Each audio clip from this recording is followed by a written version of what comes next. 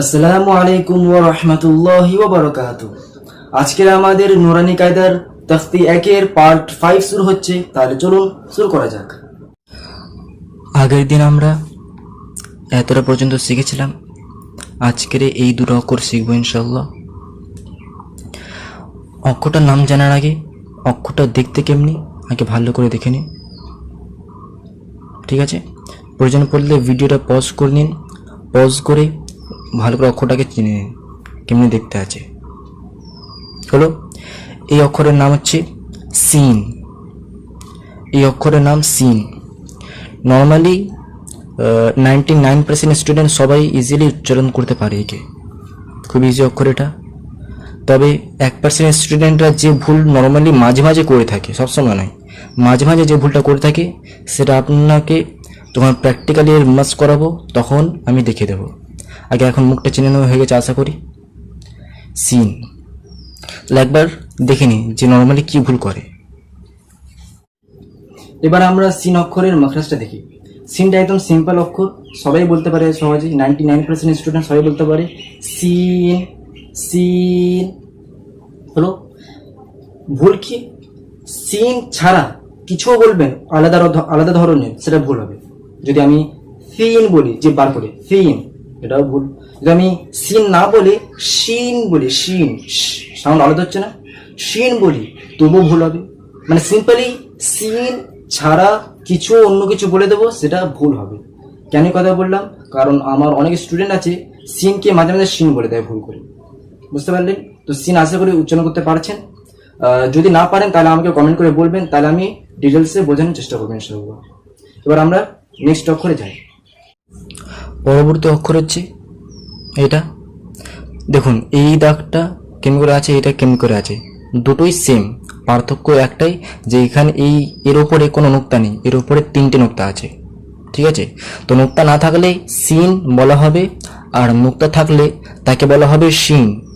শিন sound পার্থক্য শোনেন, scene শিন, scene শিন। এর প্র্যাকটিসটা করব, কারণ যত স্টুডেন্ট আছে প্রায় 60% স্টুডেন্টরা একবারেই শিন বলতে পেরে যায়, আর বাকি 40% স্টুডেন্ট যারা আছে তারা নর্মালি একবারে পারে না, কিন্তু কয়েকবার প্র্যাকটিস করে তারাও আরামসে বলতে পারে। তাই এটাও কোনো জটিল লক্ষণ নয়, প্র্যাকটিস করলে একদিনের মধ্যেই আপনারা ইজিলি ইনশাল্লাহ এটা বলতে পারবেন। তাহলে আগে মুখটা চেনে নেওয়া হয়ে গেছে আশা করি, তাহলে এবারের প্র্যাকটিসটা করে নিই। এবার আমরা শিন অক্ষরের মাখরাজটা দেখে নিই। অনেকজন আছে যারা শিন বলতে পারছে, অনেকজনা শিন বলতে পারছে না। তাহলে যারা শিন বলতে পারছে না তারা একটু ভালো করে বুঝে নিন। শিন বলার জন্য জিম বলা জরুরি। যদি আপনি জিম এটা বলতে পারছেন তাহলে 99% চান্স আছে আপনি শিনও বলতে পারবেন। আর আমি আশা করি এখানে জিম সবাই বলতে পারে। তাহলে জিম অক্ষরের মাখরাজটা কি? জিম অক্ষরের মাখরাজটা হচ্ছে জিবের জিবের এই অংশটা, এই অংশটা ধরে নিন এটা জিব, এই অংশটা হালকা উপরে অংশটা উপরের তালুতে টাচ হয়, তাই না? বলো একবারে জিমের জি, এটা বলো জি জি জি। কি হচ্ছে? উপরের তালুতে জিবের হালকা উপরে অংশটা, এটা উপরের তালুতে টাচ হচ্ছে না, জি জি। জিবের সে অংশটা এবার শিন বলার সময় কি করতে হবে বলছি আমি। জিবের সে অংশটা যেখান থেকে জিম বলি, জিবের সে অংশটা উপরের তালুতে টাচ হবে না। উপরের তালুতে টাচ হলে তো জিম উচ্চারণ হবে। এই জিবের সে অংশটা উপরের তালুর কাছাকাছি যাবে, টাচ হবে, টাচ হবে না, কাছাকাছি যাবে। এই কাছাকাছি গিয়ে তারপরে বলবেন শিন হয়ে যাবে। দেখো শিন শিন। আমার কি হচ্ছে? জিবটা আমি প্রসারিত করছি, জিবটা আমি পাতলা এমনি পাতলা করছি না, জিবটা আমি প্রসারিত করছি আমি। হ্যাঁ, এবার আমি যে জিম বলার শিন বলার জন্য উপরের তালুর কাছাকাছি নিয়ে যাচ্ছি, শি শি শি। বুঝতে পারছেন? তাহলে এইভাবে জিবের উপরের অংশটা উপরের তালুর এমনি কাছাকাছি যাবে, কিন্তু টাচ হবে না। টাচ হলে তো জিম উচ্চারণ হবে, টাচ হবে না, কাছাকাছি যাবে। আর তখনই বলবেন শিন বলার চেষ্টা করুন, বার হয়ে যাবে। তাহলে কয়েকবার প্র্যাকটিস করলে ইনশাল্লাহ অবশ্যই পারবেন। প্র্যাকটিস করে যান।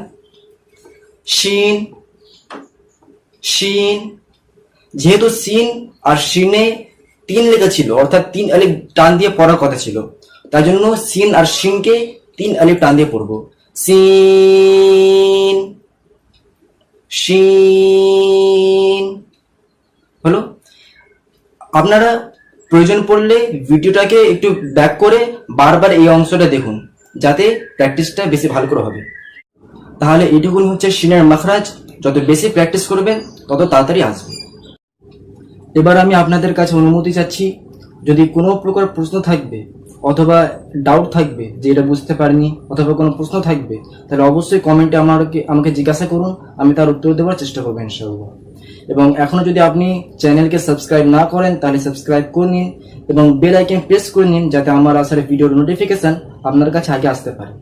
এবং ভিডিওকে বেশি বেশি শেয়ার করুন, যাতে অন্য স্টুডেন্টরাও সহজেই নুরানি কায়দা শিখতে পারে।